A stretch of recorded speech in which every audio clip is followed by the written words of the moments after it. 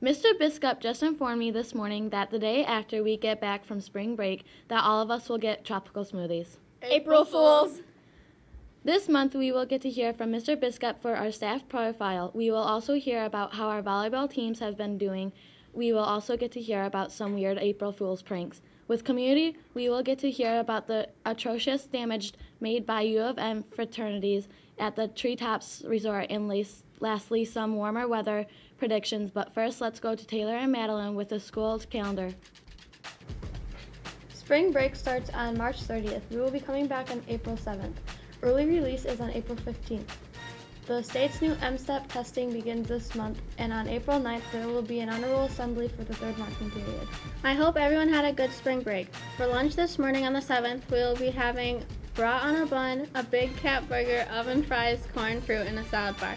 On the 16th, there will be mashed potato bowl or pretzel with cheese with fruit and salad bar. On the 28th, there will be sloppy joes or a hot dog with oven fries. Now eat your lunch. Now let's head to Brendan and Quincy with the Book Bash to find out more of what it is.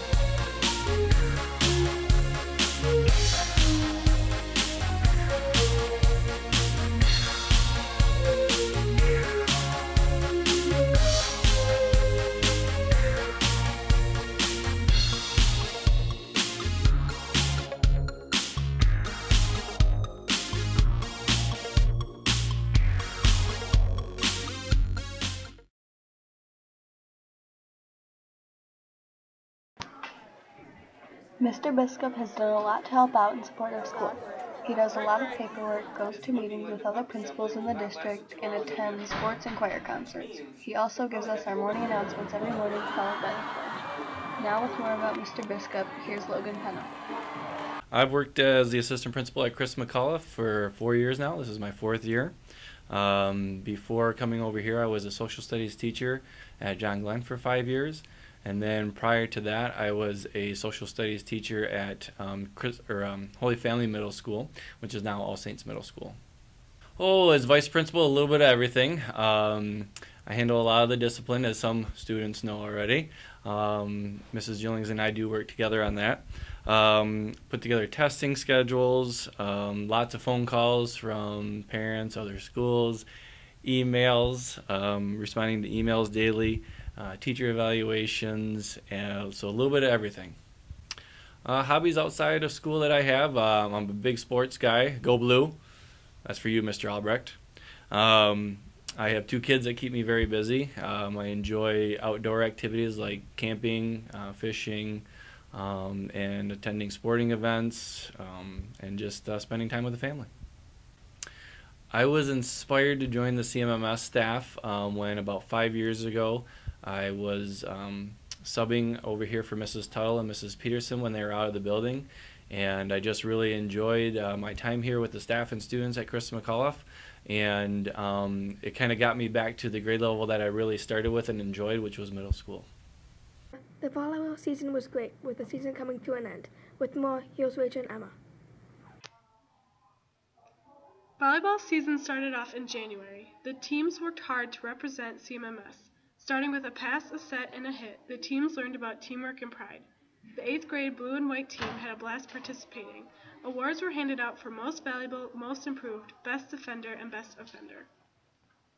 Melanie Conziola, Rachel Voss, Kelsey Knapp, Lakin Kucher, Grace Wilcox, Erica Rosebrock, Kelly Lort, and Emma Osdick received these awards, as well as all of the players who earned a certificate of participation. As the season came to a close, both teams thank you for your support. I think the season went very well because we all cooperated together and called the ball. The best thing about being on the team was making new friends and building friendships. My favorite memory of the season was when we won a game. The favorite memory of the season was when the white team won the tournament because we were all excited. The most important lesson was to achieve your goals, you have to have teamwork.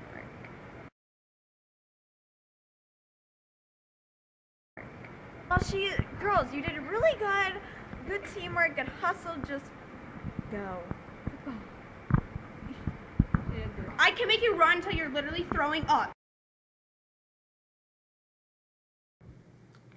Thank you, Emma and Rachel. The Palm team had a great season. They had the banquet last month. Some awards were Most Improved, Errol Hart, Darian Green, Indy Winchell, Melissa Lavo, Grace Copus. Also, award was the Coaches Award. This one girl picked by the coaches went to Cindy Tyler for 7th grade and Madeline Alway in 8th grade. Now, to Gabby and Mercer with some weird news. Knock knock. Who's there? Daisy. Daisy who? Daisy see me rolling, they hatin'. Why did Mozart kill all of his chickens? Why? Because when he asked them who the best composer was, all they'd say was Bach, Bach, Bach. What kind of currency does one use in outer space? What? Starbucks. How many tickles does it take to tickle an octopus? I don't know. How many? 10 tickles. What do you call a fake noodle? An impasta. Why are skeletons so calm? I don't know. Why? Because nothing can get under their skin.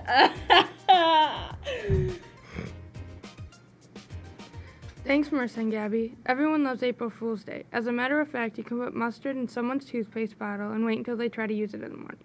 Now we go to Evan and Tyler with the weirdest pranks people have done on April Fool's Day.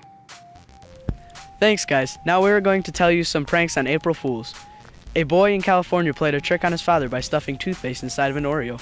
An employee in Boston was fired, so for April Fools, he wrapped his boss's office in wrapping paper. A local boy played a trick on his brother by putting saran wrap on a toilet. A young teen in Wisconsin moves his dad's car down the block and tells his father it was stolen. A man in Michigan goes to a local supermarket and starts taking food out of someone's cart. Kids play a harmless joke on an old couple by going to